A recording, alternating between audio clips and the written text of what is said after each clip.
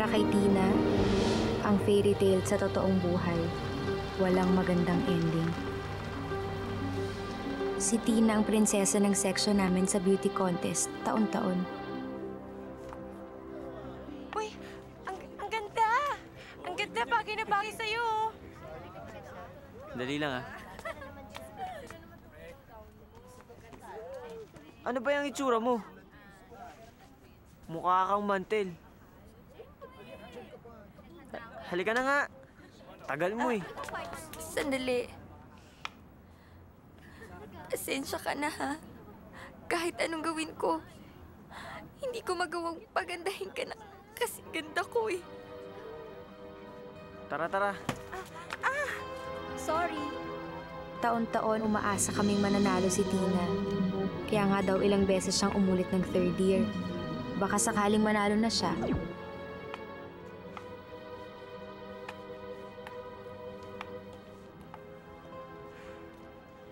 Hay nako. Lagi naman ganito eh. Lagi naman luto. Laging nananalo ang Section 1. Akala niya magkakaroon siya ng pag-asa ngayong fourth year. Kaya lang,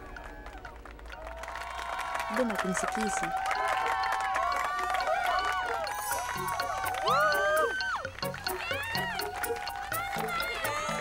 Kung tutuusin, wala ngang nakakakilala sa amin sa eskwela.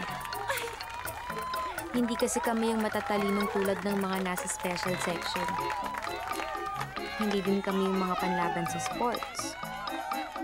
Hindi din kaming sinasali sa mga beauty contest. At sa lahat ng klase ng contest, kami yung mga estudyanteng hindi napapansin. Pero para sa akin, masaya naman kami. Ito ba? Hindi. Sagayin mo! Kuya, Ako naman! Hello. Sige. Good morning po, ma'am. Tinamaan mo ako, ha? Teka. Ano po? Ako naman. Pitong Ayan, dalagita? salagin mo! Aray, tama ako Saan doon, po? Ito. Ayun. Sige po, pupuntahan ko na lang po. Ano? Sagayin mo! Ay, sorry, Sorry, anak. Hindi ko sinasadya. Mabuti yung para lumakas ka. Sa dami nang napapatay ng mga bakla ngayon. Ito. Mabuti sana kung mapatay ka lang. Kung pag nakawang ka, sayang naman yung pera. Sige, suntok ka lang. Ito, salagin mo. Wala. Hindi ka tatama dyan. Ito pa. Sige. Joyce Cuevas. Sino sa inyo kamag-anak ni Joyce Cuevas dito? Nurse, saan po ba dito yun? Kaano-ano niyo ho si Joyce Cuevas? Ay, hindi ko po siya kilala. kaklase ko po siya. Eh di hindi mo siya kamag-anak. Cuevas! Cuevas! Sir, nasabi niyo po ba sa magulang ko? Sino ba Ha? kamag-anak nito, Joyce Nasabihan na Cuevas? siguro. Pero nasa na mga kasama mo? Cuevas! Sinundo na po sila. Pero si Joyce Tina at si Cuevas! Joyce nandun pa po. Sino ba sa inyo ang kamag-anak ni Joyce Cuevas? Ay, ako po ang guidance counselor ng high school nila. Kamag-anak lang ho ang hinahanap ko. Ako nga po yung guidance counselor ng mga estudyanteng naglaslas. Kung wala po ang mga magulang nila, ako rin po ang sasagot sa mga tanong ninyo. Ito po ang ID ko. At saka di ba nurse kayo? Bakit ang taray ninyo? Dapat mabait kayo at maalaga. Eh kayo kaya maging nurse ng 100 pasyente? Kausapin niyo na lang ho si Doc. Mayo, sandali lang ha.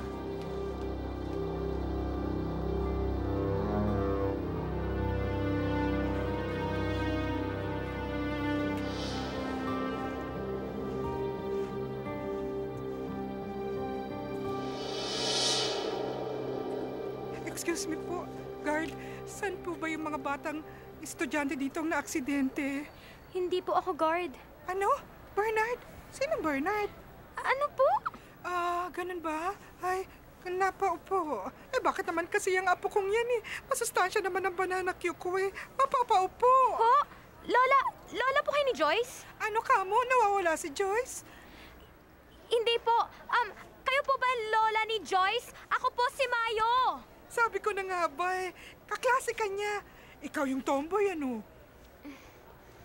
Salamat po ah. Alam mo, madalas kang banggitin sa akin ang apo ko. Nako, nagugutom ka ba? Oh, ito, oh, banana Q. Oh, kumuha ka na dito, oh. Wala po akong pera eh. Hindi.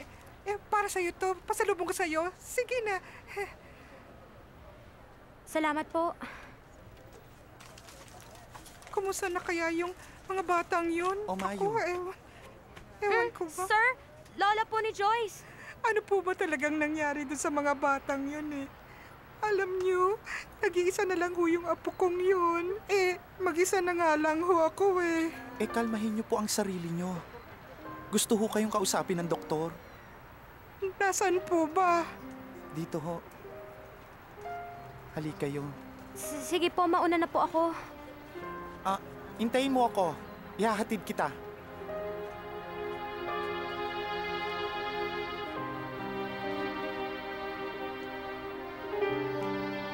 Lola, wag po kayong mabibigla. Comatose po ang apo nyo. Paano ho nangyari yun? Nurse! Kasi balas ang bata niyan. Sa balas sa Section 13 pa napunta. Ang tatalino ng mga kapatid. Siya walang sinabi. Bigla utak ng anak Kayo mo. nang bahala dyan. Baka mahampas ko pa yan.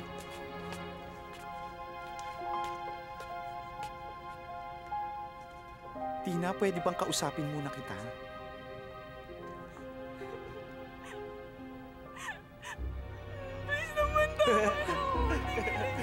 Mabilis pa!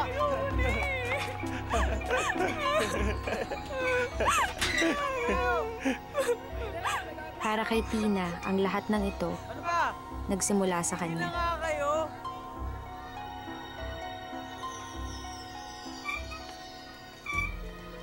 Palagi siyang sinasaklolohan ng kanyang Prince Charming. Tara na!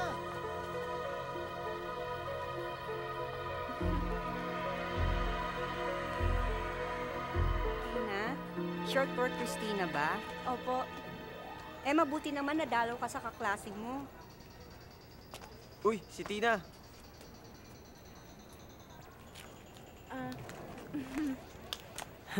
Akala ko nawala ako na to eh. Oh, ba't nandito yan? Ano kaya ata ito? Salamat ah.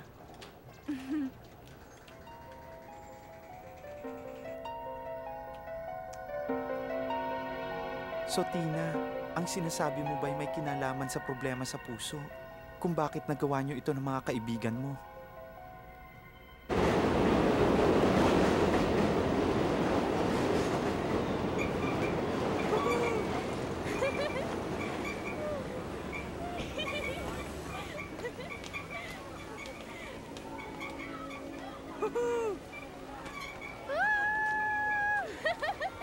Tama na, nahihilo na ako!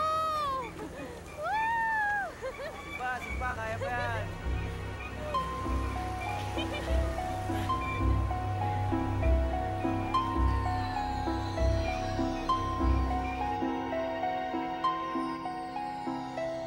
May away ba kayo ni Casey?